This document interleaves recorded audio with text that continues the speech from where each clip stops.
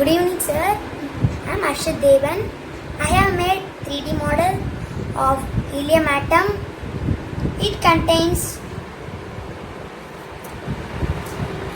2 electrons, 2 protons and 2 neutrons. Thank you, sir. Good morning, sir. This is the structure of the hydrogen atom.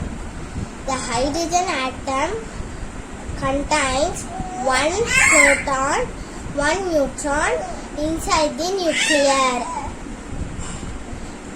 In outermost shell has 1 electron.